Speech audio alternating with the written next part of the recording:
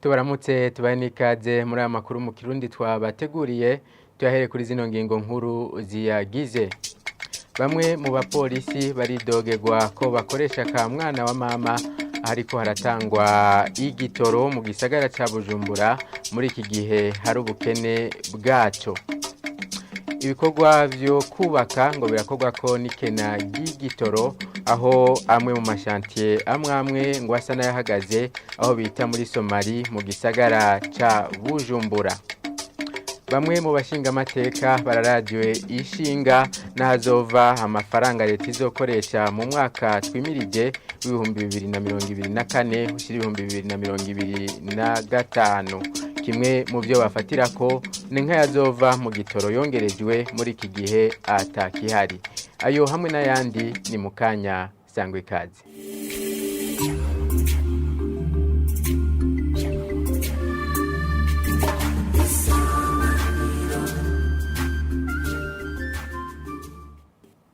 Sangwe ikaze mu idonido ryano makuru. Bamwe mu banyagihugu bunguruza abantu n'ibintu mu gisagara ca Bujumbura baridogera igipolisi ko kitaborohereza iyo batondeye igitoro ku masitasiyo amwe abayaze na televiziyo Isanganiro bamenyesha ko bamwe muri bo bakoresha ka mwana wa mama hagukoresha urutonde bagasaba ababijejwe gufata ico kibazo mu ntoki kugira ngo gitoregwe umuti.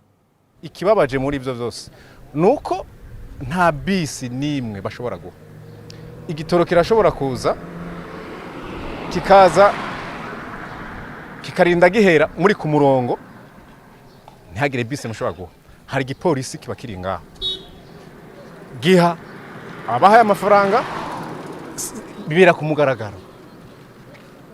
Birababaje kubona twebwe turi amataxi ya leta, turi amakori, ugasanga haje imiduga y'abantu batigeze batonda baje bava muhira bakashashika babaha ibitoro bonyene kwera babahaye amafaranga. Ubwo nka jewe nari kunemega irindwi ni kuvuga n'uwa gatanu n'uwa gatandatu na jewe sinarose harose izo modoka z'igipolisi z'igisirikare n'izindi nyene za VIP z'amaserivisi.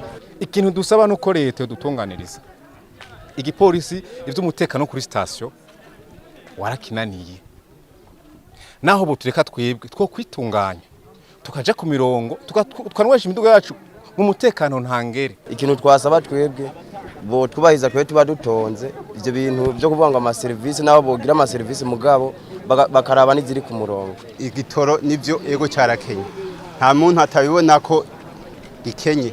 Ico dusaba nk'umunyagihugu dusaba uko kije twese dutunganirizwe nk'abanyagihugu twabuze ico dukora twabuze dufata nico tureka. Ubu twe turiko dusaba hanywe iziri ku mustari kandi n'uwo mustari bawutwemerere ko tubutonda.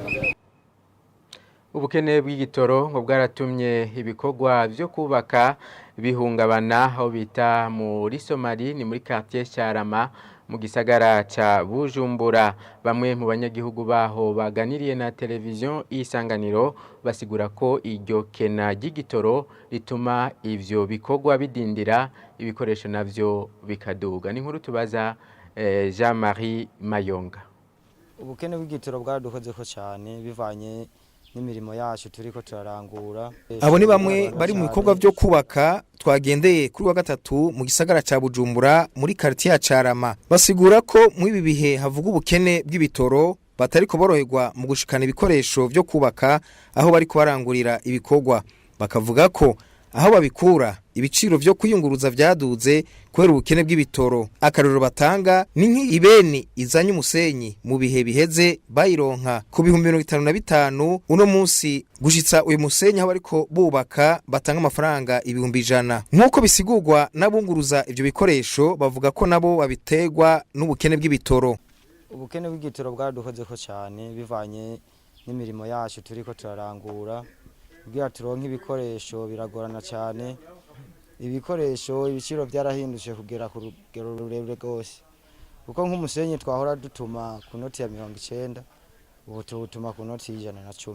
Majengo tunakutana vitu ingorane dufise mu bijanye no kubaka nuko ibiciro vyaduze ku rugero rudasanzwe. Umwaka uheze gravye twayigura ibihumbi 110 canke 120 ariko no musi n'ibihumbi 200 basigura ko atagitoro gihari. Ibe niyo umusenyi twayigura ku bihumbi 55 no musi tuyigura ibihumbi 100. Ikanafera beto ya santimetero 12 yo muri Turkiya twagura ibihumbi 45 no musi n'ibihumbi 70. Kwiye ngorane kubaka vyananiranye biraturuhije. Kujenge na kwa nguvu. Basigura kandi ko ari uruhombo rudasanzwe mu gihe inzu iba yatekanijwe kubakwa mu mezi 2 bishobora gushika igafata amezi agira kurane bivanye n'ubukene bw'ivyo bikoresho. Bose hamwe bagasaba ko ico kibazo c'igitoro cotorerwa inyishu kugira ngo ibintu bisubire kumera neza. Uruhombo ruragaruka kuri mwene chantier kuko igihe aba yaharuriye inzu yiwe usanga atari cyo gihereyeko kuko abavuga ati nimanzo mara amezi 2 ndiko ndubaka ku buryo bikoresho guma biduga ku mwanya ashobora kumara n'amezi 9 umwaka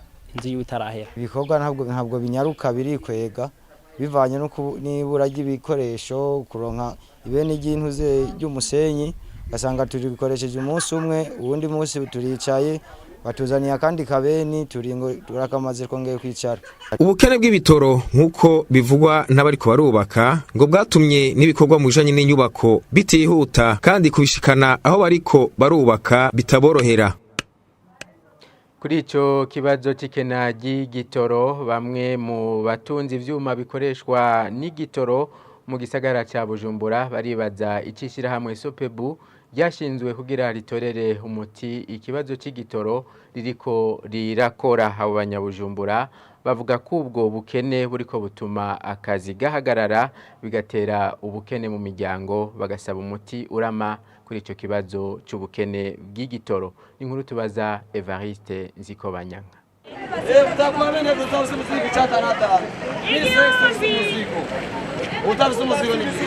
Abatunzi imodokari tukutuku hamwe n'amapikipiki mu gisagara c'ubutunzi Bujumbura bavuga ko barengewe n'ubukene bw'igitoro bumaze igihe kirekire. Bavuga ko bibuka ko umukuru w'igihugu yamenyesheje mu mwaka uheze ko yifatiye ico kibazo mu minwe ariko atamuturamo wabonetse. Bavuga kandi ko bibuka ko mu minsi heze ya hafi leta yafashe ingingo yo gushinga ishirahamwe rya leta ryo gutorera umuti ico kibazo. Bakibaza iryo shirahamwe ryoba ririko rirakora kandi ubwo bukene bw'igitoro butera bwiyongera.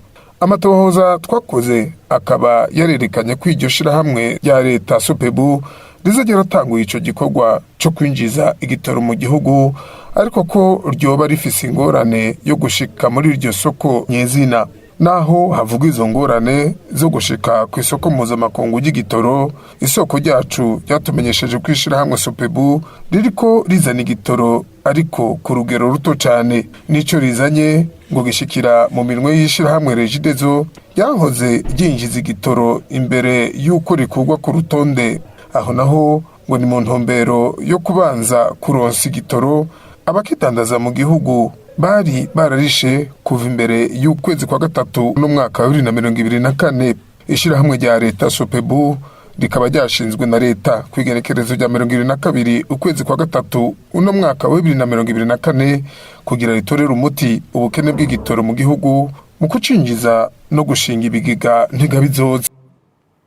Mu gusozera hano makuru amafaranga leta izokoresha mu mwaka w'amafaranga wimirije no kuvuga mu 2024 ushira 2025 wazova hanini mu makori n'amatagisi mashasha hamwe nayongerejwe.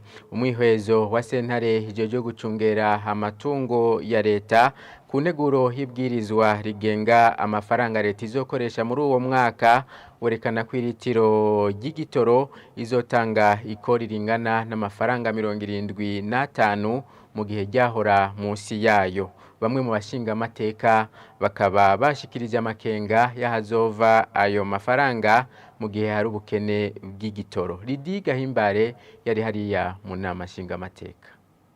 Mu gishira habona umwihwezo wa sentare jejwe gucungera amatungo ya leta neguro y'itegeko rigenga amafaranga rizokoresha mu mwaka wa 2024 ushira 2025 ngo yateguwe mu gihe ibiciro bizankenerwa muri rusangi vyadoze ari naco gituma haciye hiyumvirwa gushiraho amakori n'amatagisi atahahora ayandi nayo akaduzwa nk'akarorero iyo nteguro y'itegeko itegekanya ko urupapuro rwishira hamwe yunguruza abantu biciye mu kirere ryemererwa rizoriha amafaranga imiliyoni 10 mu gihe ryahora ryemererwa risha amafaranga imiliyoni 2 ayandi makori yadugijwe ni nko kurondera imparati byahora birirwa amafaranga ibihumbi 100 ubu bikaba vyaradugijwe bikadorirwa amafaranga ibihumbi 200 ayandi makori mashasha nazotangishwa abafise amazu yakira ingenzi canke ubare atazoba yamanitse icapa cerekana ibikorerwa aho hantu abo nabo bazotangishwa amande y'ibihumbi 500 iyo nteguro y'itegeko itekanya kandi ko hazoduzwa amafaranga arihishwa nk'ikori kunyoye igitoro kwiriti rimwe hakazorihishwa amafaranga gushika kuri 75 bamwe mu bashinga amateka bakaba bashatse kumenya ingene amafaranga azoboneka ahabatanga akarorero nko kuri aya azoduzwa kunyoye igitoro narijya muri kino gihe hari ubukene bw'igitoro bahati reveriye yari haserukiye urongoye sentare jeje gucungera amatungo ya leta mu nama nshinga amateka akaba atashimye kwishura kuri ivyo bibazo ivyo babonye ko bizoronka inyishu kuri wa kane mu gihe umushikiranganje w'ubutunzi Odase Niyonzima tumire mu nama nshinga amateka higwa kongera hakemezwa iyo nteguro y'itegeko itegekanya amafaranga litizokoresha mu mwaka wa 2024 ushira 2025.